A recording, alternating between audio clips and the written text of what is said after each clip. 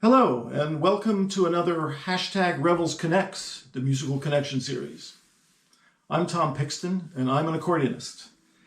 No, this is not a meeting of Accordionists Anonymous, but rather we are going to take a musical and cultural journey through some of the communities that have embraced the accordion in its many forms and connected with each other through its music.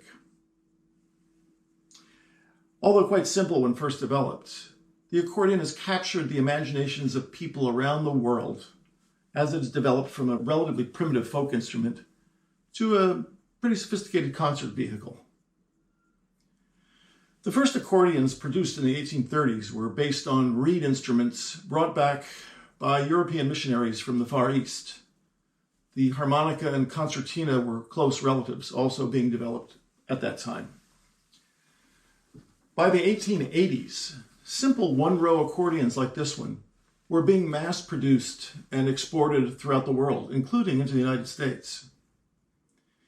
Here's a page from an 1897 Sears catalog attesting to the popularity of these inexpensive instruments for use in homes where a piano might have been too costly. What kind of music would an American household in the 1880s have played on such an instrument? Well, let's find out.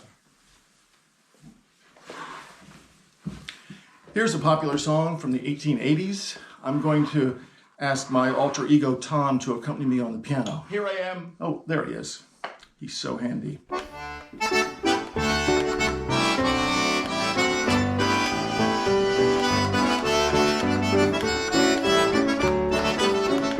From this valley they say you are going. We will miss your bright eyes and your smile. For they say you are taking the sunshine that you shared with us here for a while. So come and sit by my side if you love me. Do not hasten to bid me adieu. Just remember the Red River Valley and the young man who loved you so true. Thank you. You're welcome. This is a one-row diatonic accordion, so called because it plays only one major scale, and each button plays a different note on the push or pull. On the left, we've only got the 1 and the 5 chord. Not much to go on. While the diatonic accordion was never assimilated into any particular American folk tradition, such as Appalachian or bluegrass, it did become a significant role in other North American musical cultures.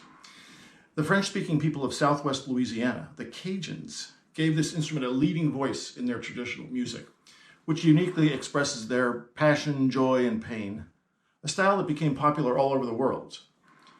The Cajun accordion style is first documented in the early 20th century by the genius of a young French-speaking African-American, Amédée Ardouin, who became well known for fusing European song forms, polkas, and waltzes with a blues-drenched African syncopated rhythm influence. Here is a popular Cajun two-step composed by Marc Savoie, a well-known player and maker, made this accordion, in honor of Amédée Ardouin. Two-step Amédée.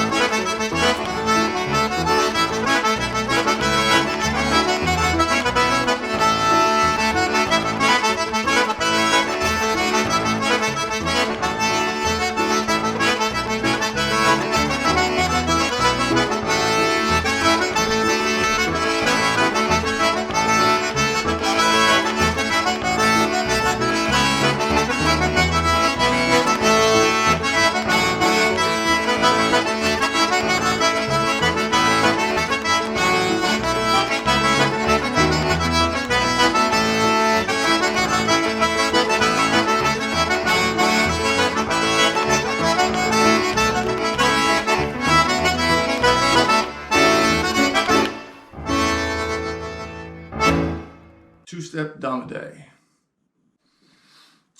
Well, I've never heard Cajun piano before. Maybe we'll start a trend.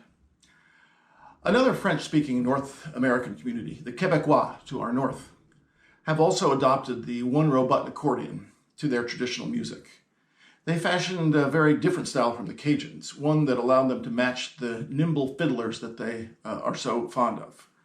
Here's a set of reels by Marcel Messer-Rivier, a legendary accordion player and also an accordion maker from Montmagny, Quebec. And of course, it wouldn't be Quebecois without the accompaniment of the feet. So I'm going to ask our tech crew if we can set up a foot cam, a cam de pied. There we go. All right. And we'll get that pianist back. He was so good last time. Here we go. Reels from Quebec. Ready?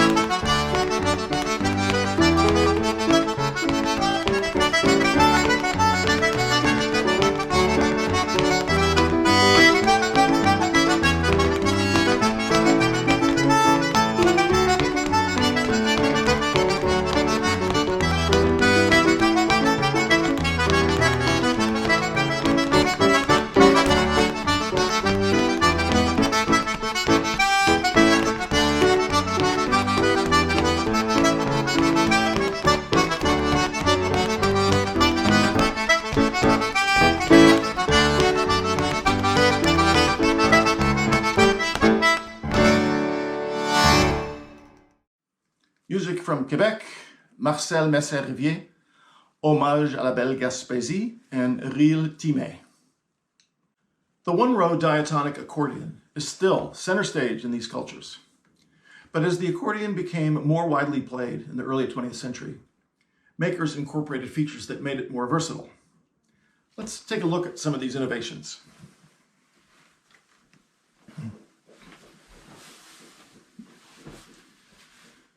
The next important innovation was the addition of more rows of buttons and contrasting keys. This innovation took many forms, but by the 1920s, accordions like this one were starting to gain popularity. Here's a page from a 1935 Sears catalog, which shows just such an instrument. At first, the two-row instruments inspired musicians to create tunes that occasionally needed a chromatic note that might have been missing on a one row. Let's have a listen.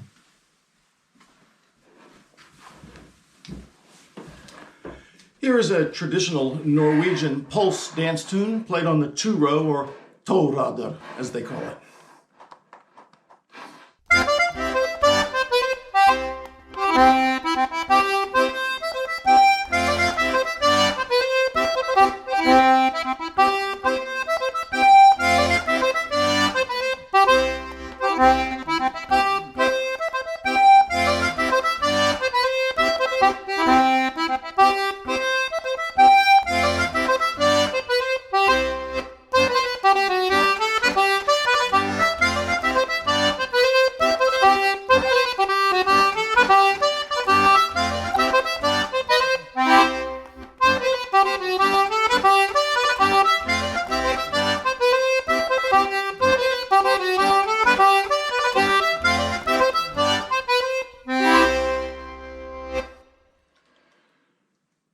This kind of music is ideally suited to the diatonic accordion. It doesn't really use many of the chromatics. But soon players discovered that on an instrument like this, where the second row is a semitone lower than the other one, this opened up a lot of possibilities for the two-row accordion, facilitated the playing of tunes that the fiddles were playing in G, D, and A, and so on. And they could also imitate fiddle ornaments such as the mordent and the roll. This type of accordion became synonymous with traditional Irish music, and by the 1960s could be heard next to the fiddle, flute, and pipes, and so on in Irish pubs, sessions, and concert halls. Here's a suite of traditional Irish tunes that show some of these features. I'm hoping to get that pianist back again. Oh, here he is. Okay, great.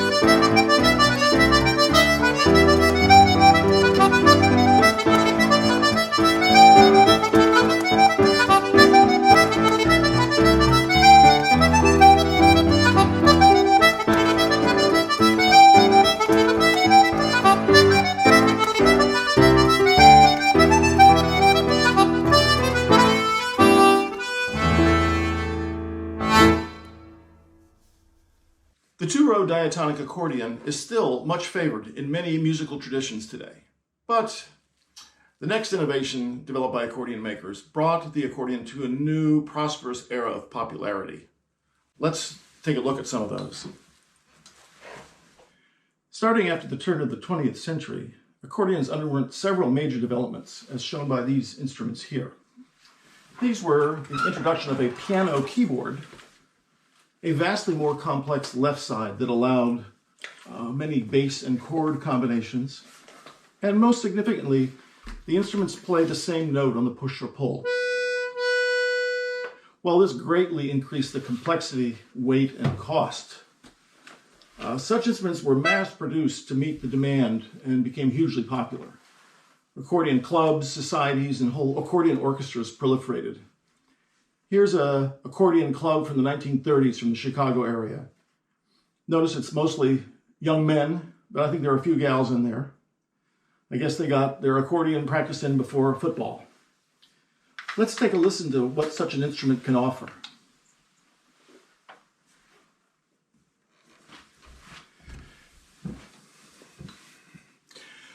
Another popular feature of these keyboard accordions was the tuning of one of the reeds sharper to the other one to cause a kind of a tremolo effect. In France, this became very popular, where it was known as musette tuning. Musette is an old term for a bagpipe. And a genre of music arose from accordionists playing at Paris cafes. It was referred to as valse musette.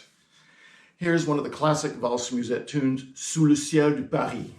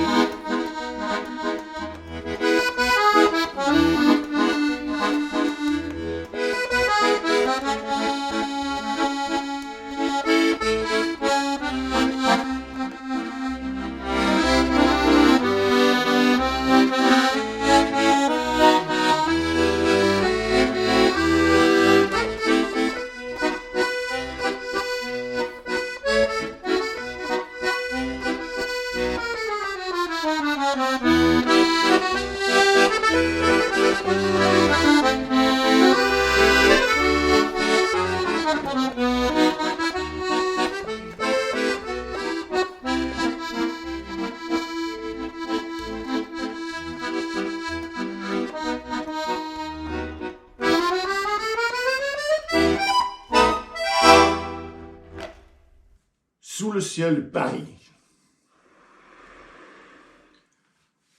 This musette tuning became very popular in Scotland, where it was championed by Jimmy Shand, who ran a very popular dance band for many decades. And Jimmy Shand was heard on radio and recordings, BBC, all throughout the UK. Here's one of Jimmy Shand's most famous tunes, the Bluebell Polka.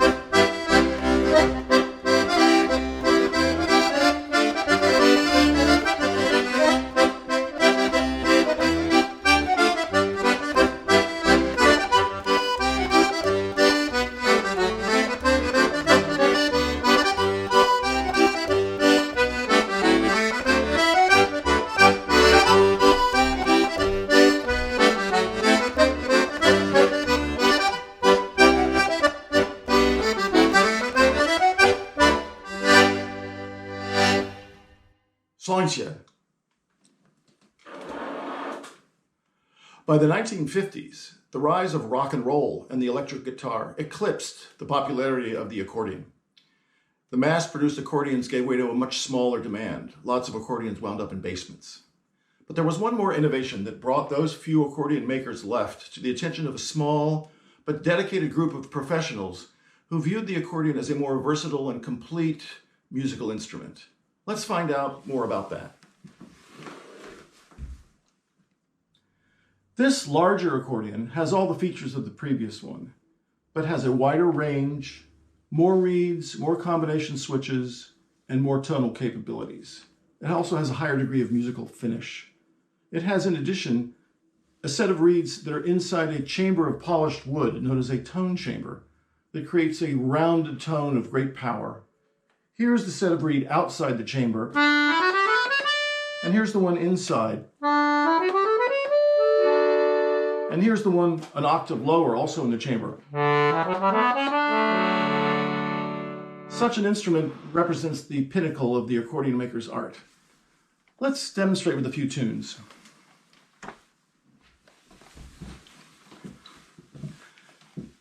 To demonstrate the various solo reeds on this instrument, here is an Armenian dance tune, Mombar. This is in a traditional rhythm 10-8, which is found in Armenia and also Turkey. It's counted 1, 2, 3, 1, 2, 1, 2, 1, 2, 3, 1, 2, 3, 1, 2, 1, 2, 1, 2, 3. Mombar.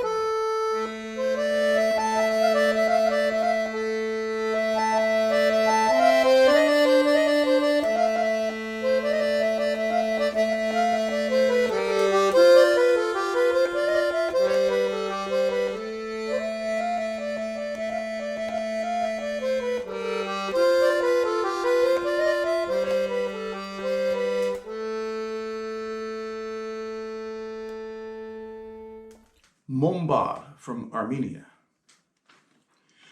This type of accordion with its tone chambers became very popular in Southeastern Europe, and in particular Bulgaria, due to the artistry of legendary accordionist Boris Karlov, who was active after World War II right up until the mid-60s. Boris was well versed in Bulgarian folk traditions, played many of its native instruments, and enjoyed popularity all over Eastern Europe through radio and recordings. Here's a tune he made famous, Sedidonka, in a fascinating compound rhythm. Each measure is 7 plus 7 plus 11. I'll let you figure it out. While such a rhythm may strike Western ears as unusual, to Bulgarian dancers, it's quite natural. Sedidonka.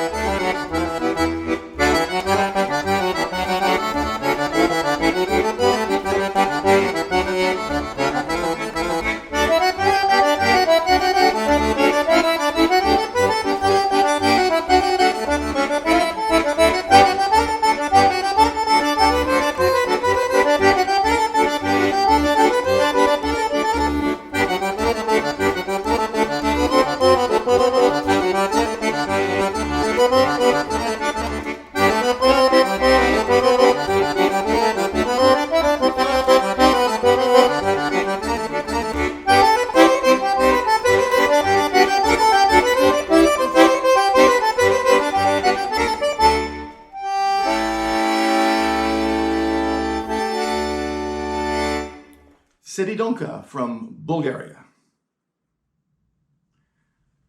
While we have a bit of time left, I thought you'd enjoy hearing and seeing clips of other types of accordions in action. I mentioned earlier the ancestors of the accordion, reed instruments seen by 18th century European missionaries on their journeys in the Far East. One of these was the sheng, a Chinese reed instrument that had been played there for millennia. Examples brought back formed the inspiration for the accordion, concertina, and harmonica. Here's a clip of a young sheng player from a contemporary Chinese orchestra. This is so cool. I think we gotta get David Coffin one of these. Wow.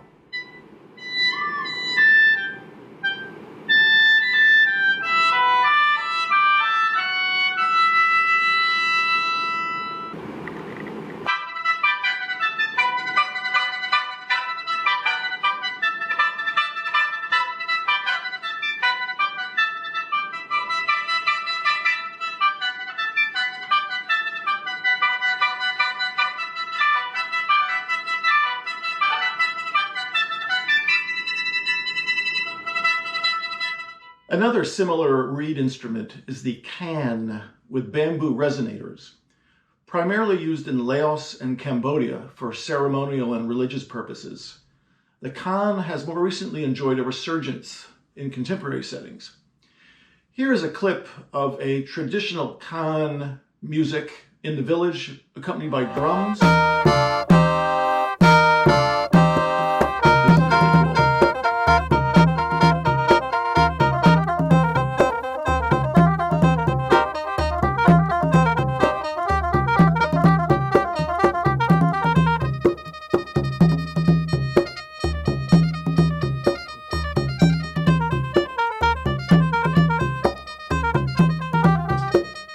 And as cool as this is, you've got to hear this. This is a contemporary Laotian can player, kind of a Laotian reggae. This is totally cool.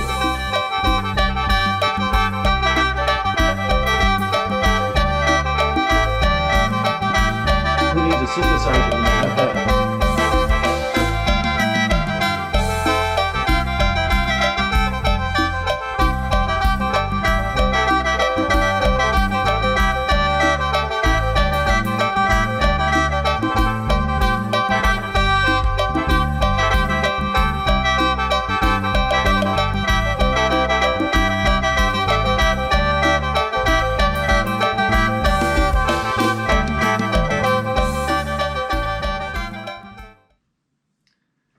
The three-row diatonic accordion is the instrument of choice to lead the San Antonio-based Tex-Mex or Tejano style of music, a blend of German-influenced polka, Mexican folk music, and electrified rock and roll instruments.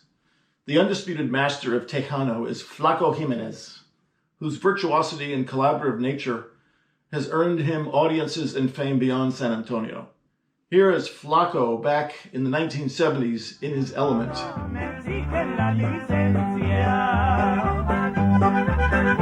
Yeah.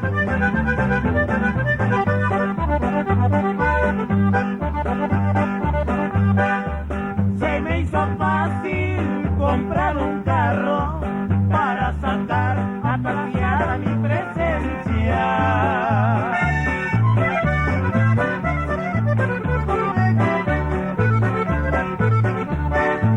Y por la noche fui a dar al bote porque no traiga ni luces ni licencia.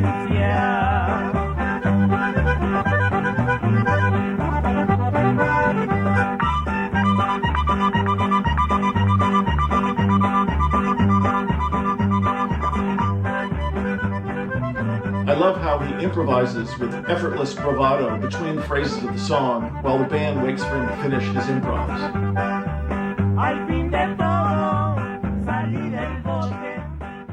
Another type of accordion popular in the Slovenia, Austria, and Tyrol area is the 4- and 5-row diatonic helicon accordion or heligonka.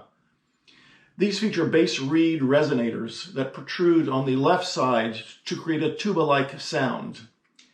Each diatonic row is in a major scale and is thus ideally suited to playing the regional music from this area that always seems to be in a major key. Here's a clip of a gal playing her heligonka in her kitchen, which I found, and she's awesome, and this is really cool.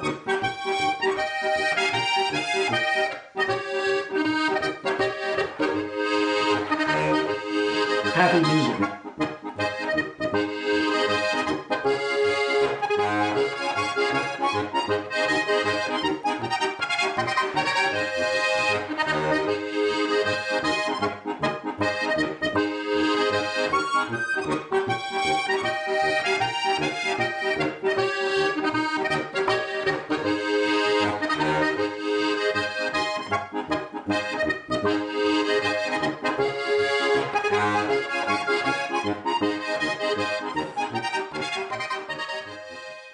Another diatonic accordion type is the bandoneon, originally from Germany, manufactured by a guy named Bond.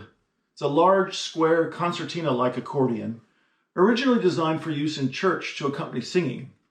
It was exported in the 19th century to Argentina and Uruguay, and became the leading exponent for tango and also for jazz.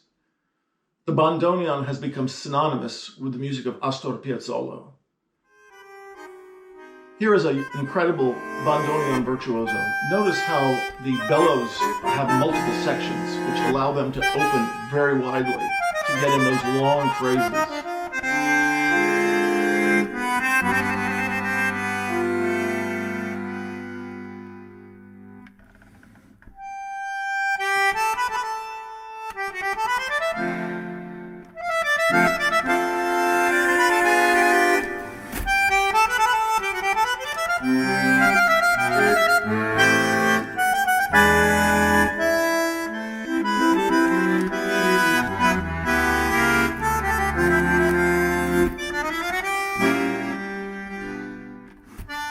Another accordion type is the so-called chromatic button accordion.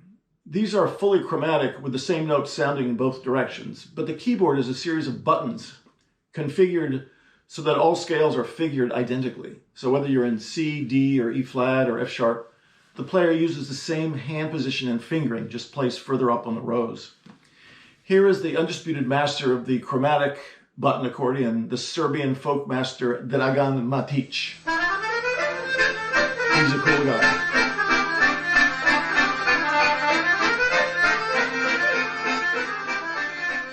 This type of button keyboard allows for all different kinds of ornaments not possible on a regular keyboard.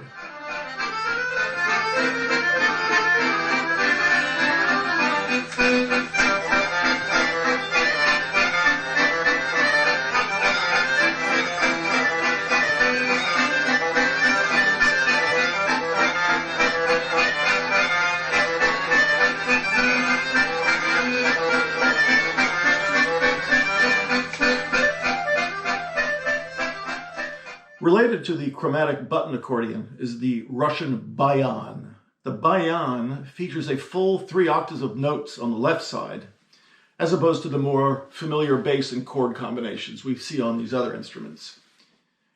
20th century Russian music conservatories began teaching the bayan much as they did the piano, and the result was a school of astonishing virtuoso bayan players. Here's the young virtuoso Alexander Hristevich playing Vivaldi's Four Seasons, of all things.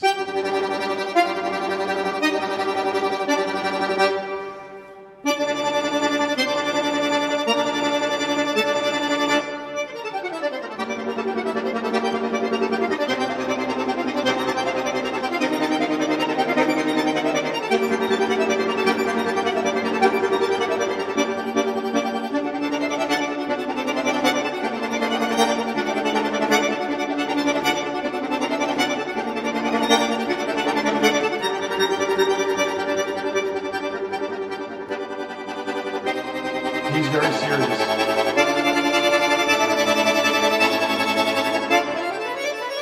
He's also well known for playing the Tchaikovsky Violin Concerto entirely on the bayan.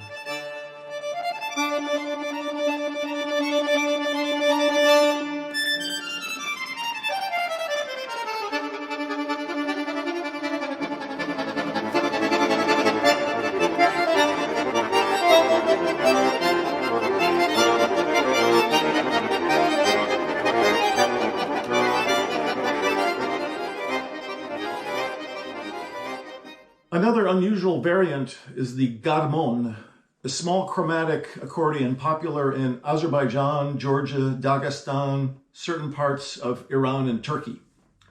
The florid style developed by these garmon players is accentuated by the non-equal temperament of the reeds. Here is a television clip from Baku television of an all-ladies band with a lead played by the garmon.